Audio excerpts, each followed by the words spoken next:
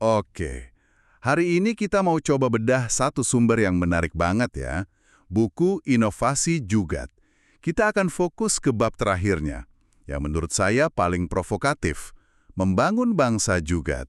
Betul. Biasanya kan kita dengar kata jugat ini identik sama India ya, dengan inovasi hemat di negara berkembang. Nah, itu dia. Tapi, buku ini argumennya beda. Pola pikir yang sama, fleksibel, hemat, cerdik, sekarang justru katanya sedang mengubah negara-negara barat dari dalam. Tepat sekali. Dan ini bukan lagi sekedar tren, tapi bisa dibilang sebuah pergeseran fundamental. Jadi misi kita kali ini adalah melihat gimana gerakan akar rumput ini menjawab masalah-masalah yang gagal diselesaikan institusi besar. Oke. Sumber Anda bahkan menyebut mereka sebagai Benjamin Franklin dan Cyrus McCormick versi abad 21. Saya suka sekali perbandingan itu. Jadi, bukan lagi soal menciptakan gadget baru ya, tapi lebih ke solusi nyata untuk masalah komunitas. Coba deh Anda bayangkan, sejenak, gimana kalau solusi untuk layanan kesehatan yang makin mahal atau pendidikan yang terasa mandek itu datangnya bukan dari Silicon Valley, tapi dari tetangga Anda. Dan itu sudah terjadi loh. Ini bukan sekedar teori. Sumbernya langsung kasih contoh-contoh yang kuat banget. Di New Orleans, misalnya, ada Dr. Vivian Fonseca. Oke? Dia lihat banyak pasiennya yang lansia dan berpenghasilan rendah itu kesulitan mengontrol diabetes. Solusinya, bukan aplikasi canggih atau alat yang mahal. Terus apa? Dia membuat sistem kontrol berbasis SMS. Wow, sesederhana itu. Sesederhana itu, sangat murah tapi efektif menyelamatkan nyawa. Itu benar-benar esensi melakukan lebih banyak dengan lebih sedikit ya? Atau contoh lain yang di Inggris itu Lili Lapena. Ah, iya, MyBank. Betul. Dia prihatin dengan literasi finansial anak muda yang rendah. Jadi dia ciptakan MyBank, sebuah program perbankan yang dikelola oleh dan untuk anak muda. Jadi mereka belajar langsung ya, bukan dari buku teks yang membosankan? Tepat. Ini inovasi yang lahir dari empati, dari masalah nyata di lapangan. Dan yang menarik, sumbernya menunjuk satu kelompok demografis sebagai bahan bakar utama dari gerakan ini. Generasi Y, milenial. Betul, generasi milenial. Nah, ini dia. Apa sih yang membuat generasi ini begitu cocok dengan pola pikir juga? Sumber ini menggambarkannya pakai analogi yang pas banget. MacGyver. Iya. Karakter serial TV yang bisa bikin bom dari permen karet dan klip kertas itu kan? Persis. Milenial ini punya mentalitas serupa. Mereka tumbuh di tengah ketidakpastian ekonomi, jadi mereka terbiasa hemat. Mereka juga digital native, jadi kolaborasi global lewat media sosial itu sudah kayak napas buat mereka. Jadi mereka nggak berpikir saya butuh dana jutaan dolar untuk riset, gitu ya? Nggak sama sekali. Mereka mikirnya saya punya ide, siapa teman saya di belahan dunia lain yang bisa bantu wujudkan ini. Ini adalah, efisiensi kolaboratif dalam skala yang masif. Dan ada satu tokoh yang jadi simbol gerakan ini, yang ceritanya menurut saya luar biasa, Limor Fried, alias Lady Ada. Ah, Lady Ada, insinyur lulusan MIT, pelopor gerakan open source hardware. Filosofinya ini kedengarannya radikal, tapi sebenarnya sangat jugat. Dia bikin source code produk elektroniknya tersedia gratis untuk semua orang. Gini deh, gampangnya ya. Coba bayangin kalau Anda beli produk elektronik biasa. Itu kan kayak mobil yang kap mesinnya ditutup rapat, dilas malah. Nggak bisa diapa-apain ya? Betul, nggak bisa diutak-atik. Nah, Lady Ada lewat perusahaannya Adafruit.com menjual mobil dengan kap mesin terbuka. Dan dia kasih cetak biru sama peralatannya juga. Tepat.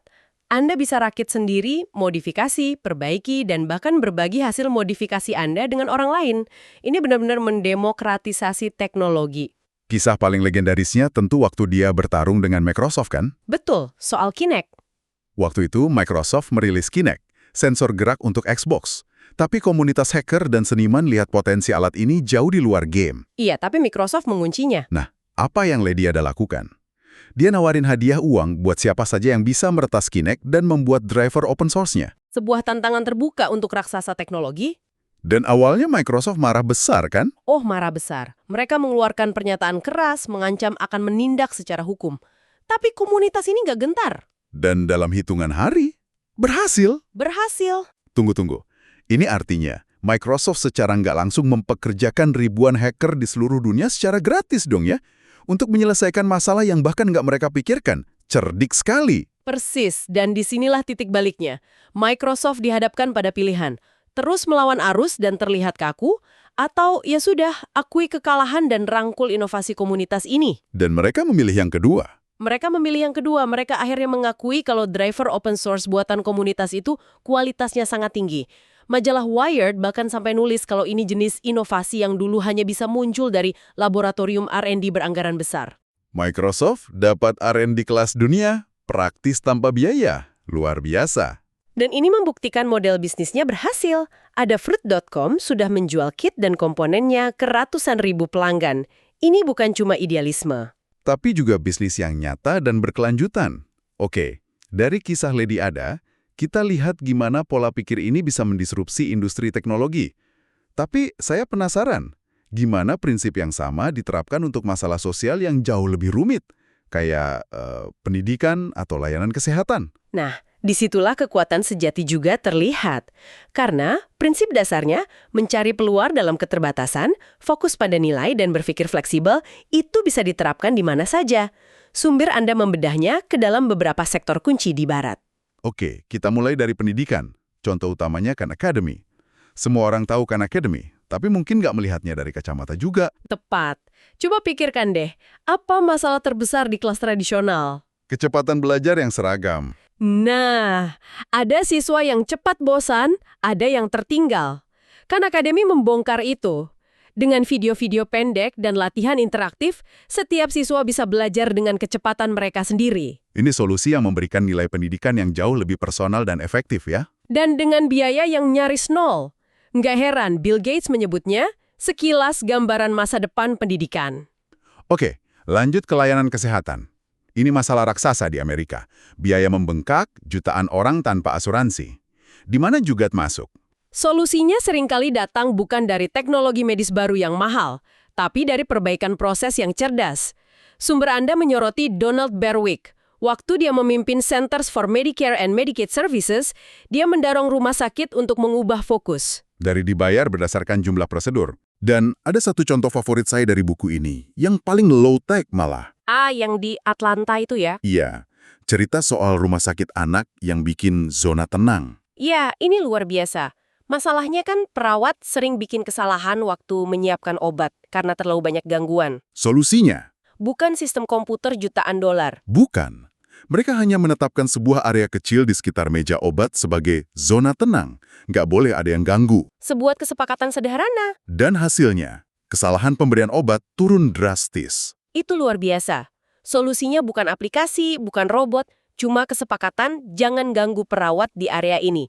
Sederhana sekali, tapi dampaknya bisa menyelamatkan nyawa. Ini benar-benar esensi juga dalam bentuknya yang paling murni. Ubur bagi para inovator juga. Benar. Muncul startup kayak Billfloat yang kasih pinjaman jangka pendek buat bayar tagihan atau plastik dengan rekening bank virtualnya. Tapi yang paling unik mungkin Piggy Mojo. Piggy Mojo ini cerdas sekali. Mereka membalikkan konsep belanja impulsif. Biasanya kita akan menyesal setelah belanja impulsif. Nah, Piggy Mojo justru mendorong tabungan impulsif. Tabungan impulsif, saya suka istilah itu. Mereka membuatnya jadi kayak game sosial. Anda bisa set tujuan menabung, misalnya untuk liburan, dan teman-teman Anda bisa ikut menyemangati atau bahkan nyumbang sedikit. Wah, ini seperti membalikkan dosa jadi pahala. Saya butuh aplikasi seperti itu. Oke, jadi dari contoh di pendidikan, kesehatan, sampai keuangan, benang merahnya selalu sama ya. Fleksibel, cari peluang di tengah keterbatasan, dan fokus ke dampak nyata, bukan ke teknologi canggih. Tepat sekali.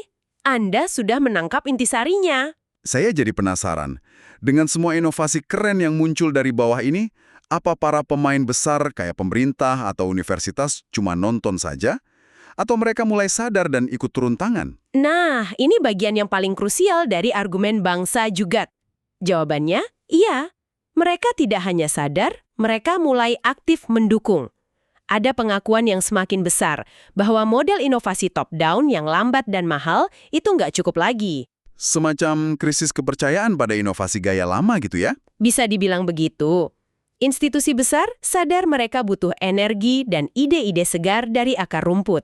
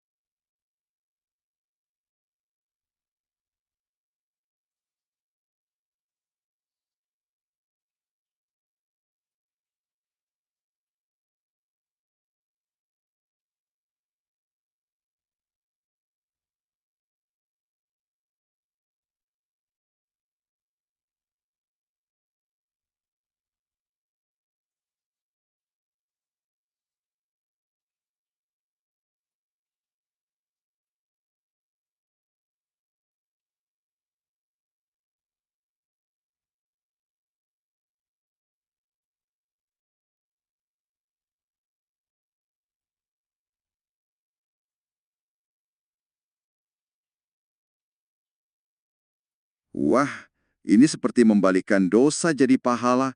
Saya butuh aplikasi seperti itu. Oke, jadi dari contoh di pendidikan, kesehatan, sampai keuangan, benang merahnya selalu sama ya. Fleksibel, cari peluang di tengah keterbatasan, dan fokus ke dampak nyata, bukan ke teknologi canggih.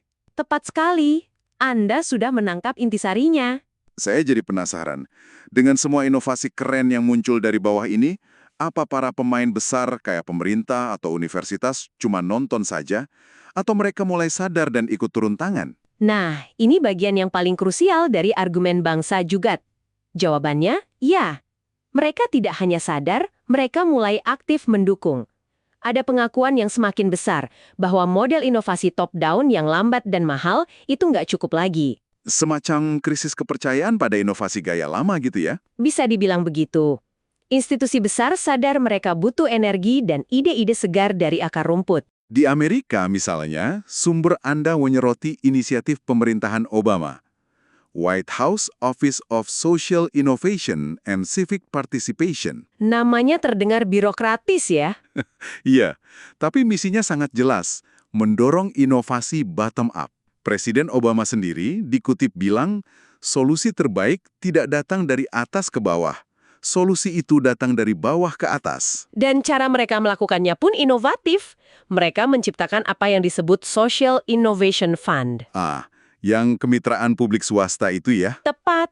Jadi ini bukan program bantuan pemerintah biasa. Mereka cari organisasi nirlaba paling efektif di tingkat komunitas, lalu kasih dana untuk berkembang.